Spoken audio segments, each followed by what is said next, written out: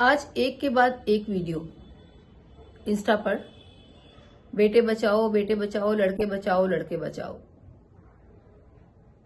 जबकि एक समय था 1991 में जब एक के बाद एक लड़कियां जलाई जा रही थीं। उस समय एक मूवी भी आई थी, ये आग कब बुझेगी, जिसमें सुनील दत्त जी ने फादर का रोल प्ले किया था और शिवा ने बेटी का रोल प्ले किया था। बहुत अच्छी मूवी थी, हार्ट टचिंग थी। इसमें सबसे पहले तो ये दिखाया गया कि एक फादर ने कैसे स्ट्रगल करके अपनी बेटी को पढ़ाया लिखाया। इनफैक्ट इसमें हार्ट की भी ट्रबल दिखाई थी। जब सब कुछ ठीक होता है तो शादी हुई।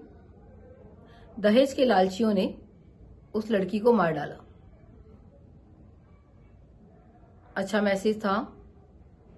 उस समय एक कानून भी बना जो लड़कियों के हक में था, पर लड़कियों के माँ बाप ने उसका इतना फायदा उठाया। जिस भी लड़के के रिश्तेदार पर पॉइंट आउट किया गया, इशारा किया गया, चाची नानी मामी ताई जो भी, सबको अंदर। समय बीता, कानून को समझ आया। लड़कियां और लड़कियों के माँ बाप इसका एडवांटेज ले रहे हैं, फायदा उठा रहे हैं। फिर चेंज हुआ कानून, सिर्फ लड़का और लड़के के माँ बाप। आज 1991 के बाद 2025 आ गया।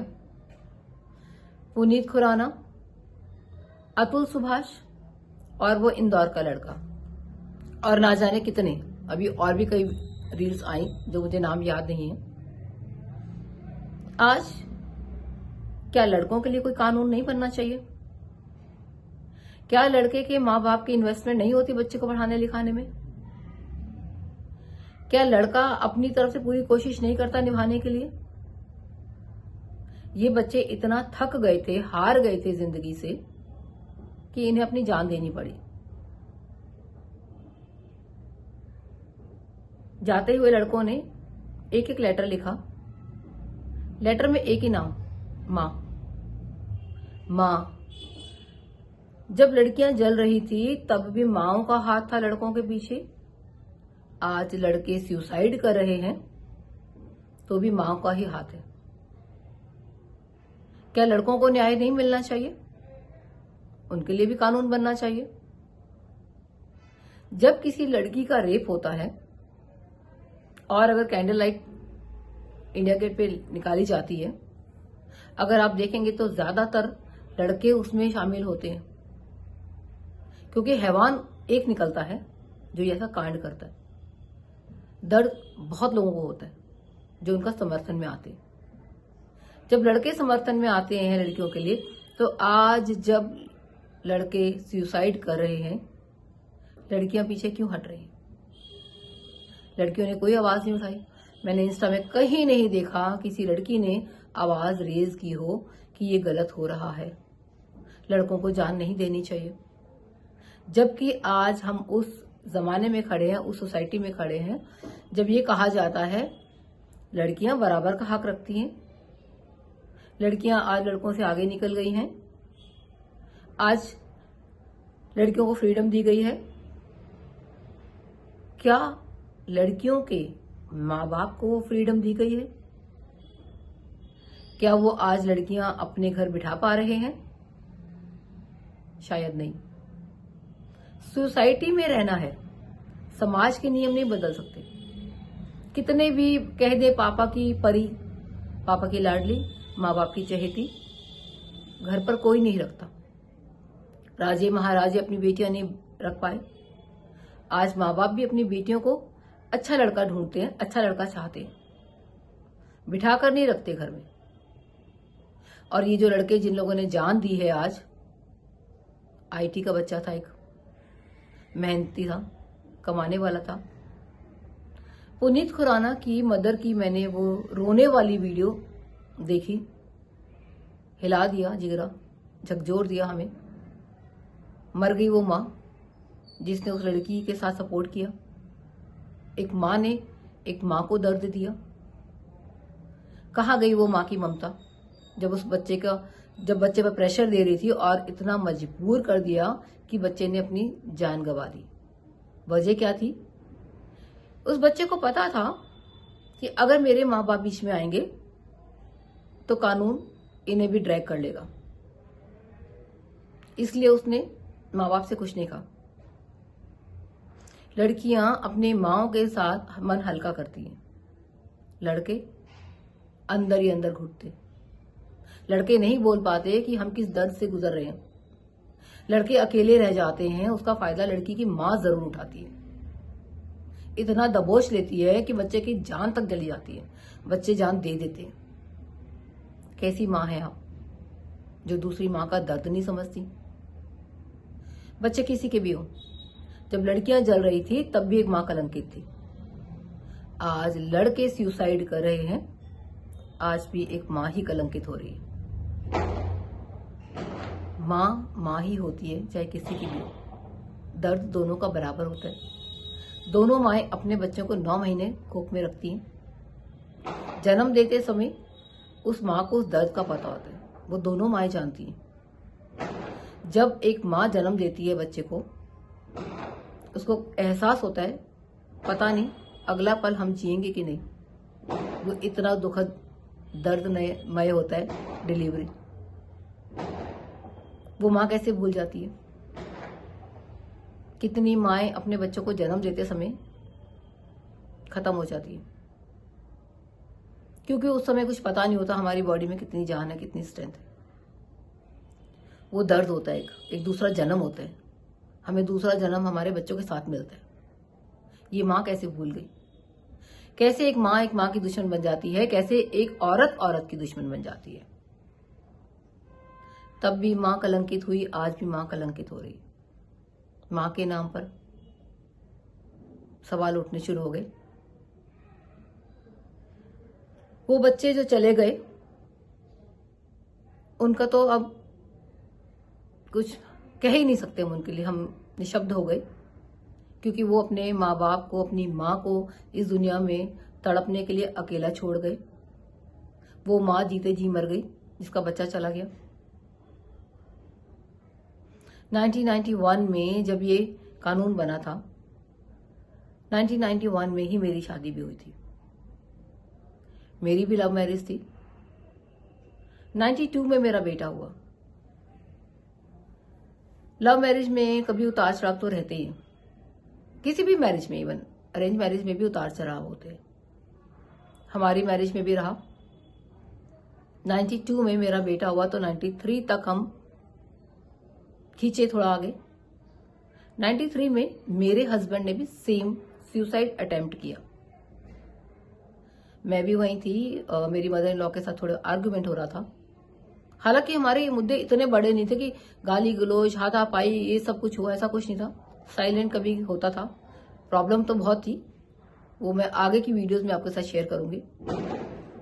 हस्बैंड ने सुसाइड अटेम्प्ट किया और कितने साल की थी मैं? 23 साल की। 24 साल का मेरा हस्बैंड था। पड़ोसियों ने हेल्प किया, इमीडिएट हॉस्पिटल चले गए। सब कुछ ठीक रहा। 2 दिन बाद, 3 दिन बाद हम घर आ गए। समय बीता। 95, 96 मुझे एग्जैक्ट याद नहीं है। मैं थक गई, हार गई। प्रेशर इतना था। Same I did suicide attempt. पर मेरे साथ कोई नहीं था उस समय। 10:30, 11 का टाइम था। तब मैं तिलक नगर में रहती थी। वहां पर वेस्ट एंड हॉस्पिटल था। पैदल चली गई। जैसे ही मैंने वो जो गोलियां खाई थी, मुझे रिकॉल हुआ, ये गलत स्टेप है। लड़ो जिंदगी से। तुमने शादी डिसाइड की, तुमने शादी की। तुमने बच्चे को लाने का डिसाइड किया, तुम बच्चे को लाई। जिम्मेदारी तुम्हारी है। डॉक्टर के पास गई, वॉकिंग डिस्टेंस पे था। वेस्टर्न प्राइवेट हॉस्पिटल था। डॉक्टर कॉल थे वहां पे। जाकर मैंने सारी बात बताई। उन्होंने कहा बातें करते रहना, सोना नहीं। जब तक ईसीजी हो रही थी, मुझे याद है वो दिन वेडनेसडे था। उसके बाद जब होश आया, फ्राइडे था। मैं शुक्रगुजार हूं ऊपर वाले की जो आज मैं जिंदा हूं। मैं शुक्रगुजार हूं ऊपर वाले की जिसने मुझे इतनी हिम्मत दी, सहने की शक्ति दी, लड़ने की ताकत दी। वजह मेरी ईमानदारी। कभी नहीं सोचा किसी को लूटने का, चालाकियां करने का, बेईमानी करने का। मेरे हस्बैंड ने जब लव मैरिज किया और परफॉर्म नहीं हुआ लाइफ में, क्या मेरे पास हक नहीं था? क्या मेरे पेरेंट्स के पास कानून का हक नहीं था? हमने ऐसा कुछ नहीं किया। आज हमारे रिश्ते बहुत अच्छे हैं, कभी कभी हम बात कर लेते हैं। लव मैरिज थी और लवली डिवोर्स था। ससुराल परिवार में आना जाना मेरा बहुत अच्छा है।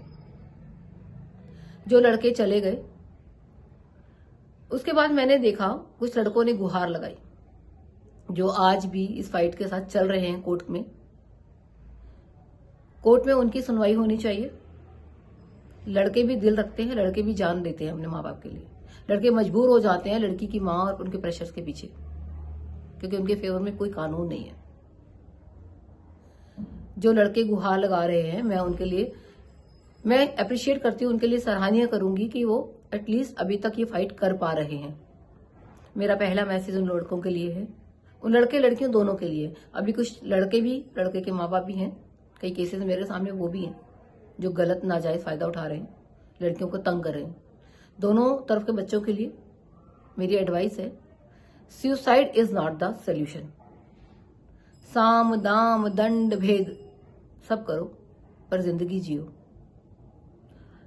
2091 से 2025 आ गया आज। 2019 में मैंने अपने बेटे की शादी की थी। मेरे लिए भी उतना ही दर्द है, मैं भी एक मां हूं।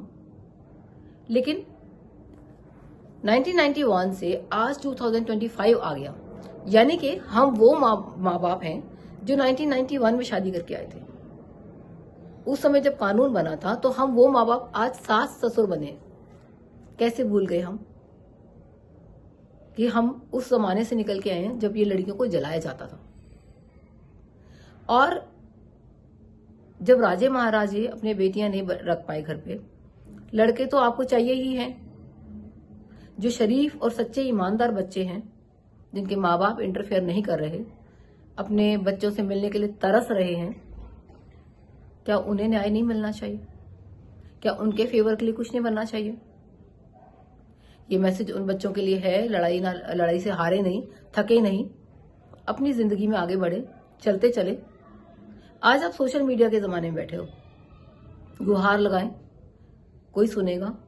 कोई नहीं सुनेगा तो तुमको एटलीस्ट सुकून मिलेगा कि हमने अपनी बात कह के हल्के हो गए, हम अपना दर्द कहीं शेयर कर पा रहे हैं। हमारे समय में तो ये सब नहीं था। कितनी बार मुझे डिप्रेशन हुआ, एंजाइटी हुई, थकी हारी रोई, फिर उठी। आज हालात कुछ भी हो आगे जाके शेयर करूंगी, पर मैं जिंदगी बहुत अच्छी जी रही हूं। मैं खुश हूं, खुश नसीब हूं। ये सांसें, ये हवाएं मुझे फ्री में मिली हैं, लेकिन ये जन्म मुझे मेरी मां ने दिया था। उसने 9 महीने मुझे अपने पेट में रखा। ये बहुत कीमती जीवन है जो मैं ऐसे उन लोगों के लिए व्यर्थ बिल्कुल नहीं करना चाहूंगी जो जिंदगी को जिंदगी समझते ही नहीं, जो इंसान को इंसान नहीं समझते। एक माँ को माँ नहीं समझती, इंसान नहीं समझती, वो खुद एक इंसान नहीं हो सकती। सबसे पहले इंसान होना बहुत जरूरी है। मेरी लड़ाई अभी तक खत्म नहीं हुई है, किस्से बहुत हैं, पर मैं आपको इतना जरूर कहूंगी, ये जीवन है, आसान नहीं है, आसान बनाना पड़ता है। भाग लो या भाग लो, फैसला आपका है। जय गुरु जी।